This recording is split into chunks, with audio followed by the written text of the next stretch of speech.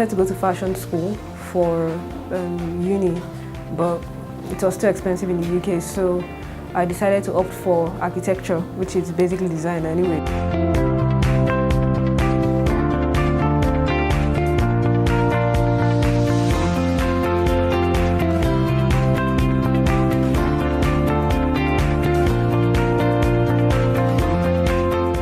I don't have a formal background in fashion, but yeah, I did like a short course in fashion business in the UK. This was just like 3 weeks, but mainly how technology helps. I can say that like now, for my designs and all of that, I do a lot of patterns, and like I said, there's no formal training and all of that, but because of I did architecture, so it was easier for me to learn pattern drafting online. So just basically, once I do my design and I know that I have to do like a pattern for the upper part, for the lower part, just try and Google as much as possible. Then when it gets to a point that I know that, okay, I can't do this anymore, I'll probably like have to maybe call a friend who can help or then hire someone. And yeah, I was able to find someone on Google actually. I just typed pattern drafter in Yaba area and a couple of people came up and I just called someone.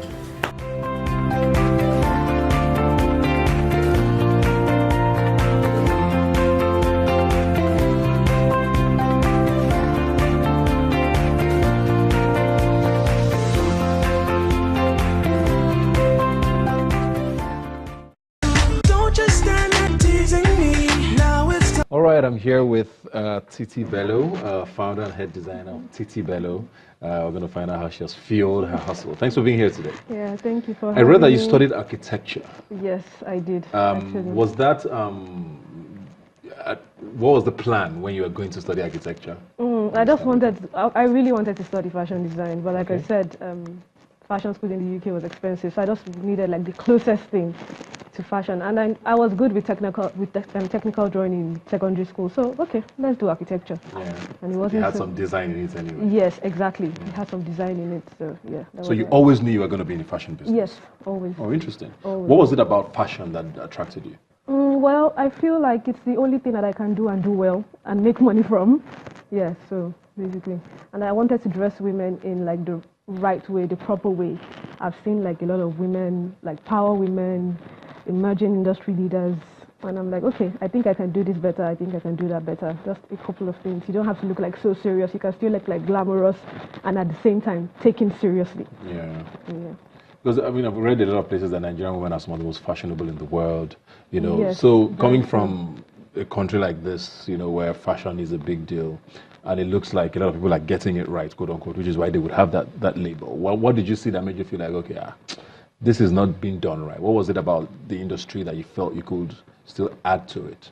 Okay, for my niche, I feel like there weren't a lot of people that were catering to that. Like now, my label, we don't do we do just our designs, and then we don't do like a lot of ashwabi, traditional, and all of that. And I spoke with a couple of people, and most women needed like garments they could wear to work that didn't look like the regular skirt suits, that something fitted, something nice, something that had like a weather nice compliant in Nigeria. Thank you very much. And a very nice design, something that spoke power, like when you wear it and you enter the boardroom, everybody turns their heads and they want to listen to what you have to say. At least I know that most of my clients have had like that experience wearing most of our pieces. They know that they say it gives them that strength, and at the same time they feel beautiful. So it's a balance of both. So how then did you get into the industry? Because I mean, you studied architecture. Even if you had the intentions, there must still have been an inroad. So how did it happen? Okay, yeah. So immediately after uni, I went for NYSC. I was posted at the Ministry of Works in Abeokuta, but I just knew no. Well, you studied architecture, so. Exactly. So I wasn't doing much there. Then I remember then. So I went on the internet and I googled, okay, fashion stylist to work with in Lagos, and then someone came up and I sent an email and they replied like almost immediately. Oh, wow. I came to Lagos, went for an interview, it was fantastic, and I started working as an intern then. So I think I worked there for about a year and 4 months. Then after that, I worked with the production team that organizes Music Meets Runway. I did that for a year. Then I released my first collection in 2013. Then all this while I've been applying for Lagos Fashion Design Week Young Designer, but I never get in. So I applied in 2014 again, and I got in, and that was when I entered like the industry proper. Okay. Yes. So you were patient enough, because that story for me is very important, because we get a lot of people, get accused a lot in this generation of, wanting things very quickly. Fast, yes. I mean, could that have been possible if you didn't necessarily go through that I know, path? I needed to go through all that. I'm someone who likes experience. If there are funds, things can go a bit faster, but at the same time, the experience is very much needed, which is why I had to like serve for a while, just know how things are done. Just don't rush into it and all of that. And Yeah. I would say that I was very happy, even though sometimes I felt like I started late, but at the same time, I'm still happy for the time that I started, the opportunities. At least I know that because like I got things like when I was older, I was able to manage stuff properly and all. Yeah. Something you said in the video there which caught my attention was how much you used technology, the Google app to sort of make yourself better, because you said fashion school was too expensive. Yes. So you had to study something else. But Yes. technology helped you, Yes. quote unquote, fuel your hustle. At what point did you know that, okay, I needed to, besides this internship I'm learning, was it a constant thing where you would go online, Yes, it's go on the Google app thing. and just educate yourself? Yes, it is a constant thing because I'm like, even when I want to design like a new collection for like the new season and all of that, I have to go online, use the Google app, Google Trends, colors, because they're like all these different things for every year. You just don't design something out of designing. There's like a fashion calendar that we're following. Yeah. So I need to Google that. Then also patterns for my designs as well. Because like I said, there's no formal training in fashion design, but the architecture still helped in me like designing and making my patterns. And anything that is too complicated, I know that yes, I have to call a professional. And even the professional that I found that I work with today, I found him on Google as well. So yeah. All right. Yeah. You talk about fashion patterns there and fashion trends. It would almost feel like, this global trend, how do they apply to Nigeria? So my question basically is, okay, if you Google this, if you go on Google or the Google app and try to find out these things, how do you localize it, to make sure that, okay, these things are also like as Nigerian as they should be? Okay, so I was going to say that as well. So because like the trend is like maybe purple and like the trend is like a certain skirt, like especially for your weather and all of that, it doesn't mean that you have to like copy and paste the entire thing. You have to design it in a way that it still like works for your client, importantly, and to your climate, your audience. Yes, so you just have to like filter it down to work for you, not that you just like take it. And even designers abroad, they do the same thing as well. The trends are just like a guide. They are not something that you definitely have to follow. Most times, like you don't even follow the trends at all, but just to have an idea of what is trending for that season. Yeah. So we design in line to it, not like following it like word for Because word. people tend to think of, when anything online is not local enough, and I always thought, I'm like, you can actually find anything that's relevant to whatever it is you're trying to achieve. But I want to talk about 2014 now, where you had your first runway show, the Lagos Fashion and Design Week, your first time. And I know, I've been behind the scenes of runway shows, and I know how hectic it can be. Take us through planning it, and just showcasing for the first time to such an audience. Okay, yeah, so it wasn't so bad because like the previous year I had worked with Music Meets Runway, like the Icons edition. So like I had like knowledge on how to do that. And previously I had worked with designers who had done fashion shows. But for my own show, definitely it was different. So like after doing the designs, the fittings, and we walked in backstage and we saw like it was like chaos. I was so nervous, I wouldn't lie. Like I was so nervous because at the same time it was like a competition. So everybody was just trying their like possible best to stand out. And I remember that yes, we actually did stand out because for that collection I used like leather. Yes, I used leather and lace, and it actually came out very nice, and we stood out like for that year. So yeah, it was an amazing experience. Something I've always wanted to ask, and I always ask fashion designers whenever I see them, is, globally we tend to have, autumn, spring, winter, spring, summer, autumn, winter, right? Why do we have that here?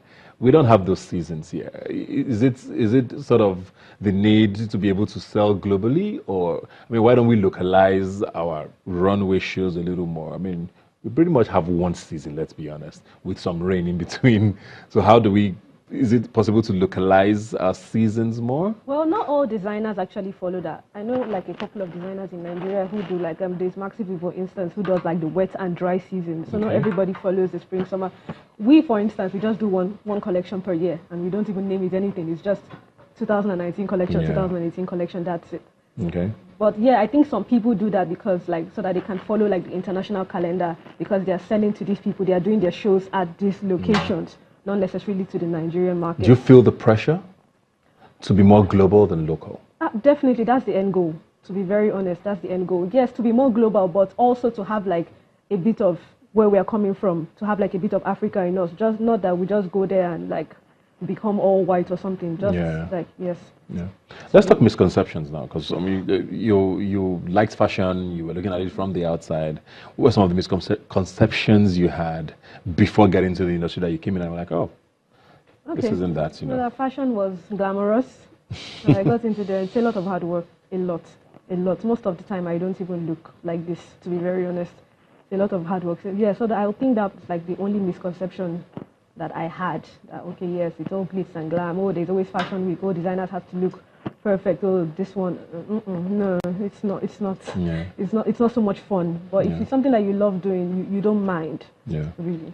Why does this seem like retail is very tough to pull off in Nigeria? I mean, a lot of the big name designers, you guys seem to do a lot of, you know, tailor-made or, you know, bespoke tailoring. Why does it seem very difficult to have that retail mass as we have abroad, you know, where you can walk into a store and pick up a ready-to-wear outfit? Why is it that hard here? Okay, and for us, we don't even do like bespoke. Okay. We don't do like custom designs. We have like our list of designs, so you just have to pick one from there and we produce for you. But yeah, I wouldn't say it is so difficult, but it's a lot of things really. It's the cost of production, you know, the situation with Nigeria, power, labor, and all of that. So sometimes to even have multiple stores, it's not easy. And again, too, a lot of people usually do not know like their target audience, what they like, what they can afford. Because most times we do like all these very nice pieces, and people would just like and they would comment, but they are not buying.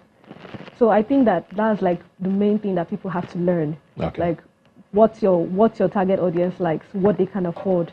Okay. Yeah. Just very quickly on a final note, advice to people who want to venture into fashion, using the Google app to fuel their hustle. What sort of things should they be looking out for? Yeah, basically just like the same the same journey that I went through as well, because like I said, Google helped me like to this extent in a way. But I would advise like new designers to learn under people first, just to gain like as much experience as possible before like they start their own labels or brands and all of that. Thank you very much, Titi Belo. Good luck with everything. Continue to fuel your hustle. I just want to encourage our viewers to make sure they send screen grabs of their hustle tips. Whatever it is you've searched on the Google app, please make sure you send it to our social media handles and use the hashtag, of course, fuel your hustle. And you could be sent to schedule, you know, for Fuel Your Hustle Masterclass, which is being organized by Google. So make sure you do that and stand the chance to win that. Thank you very much for joining us, and I'll see you next Sunday. Don't just stand there teasing me.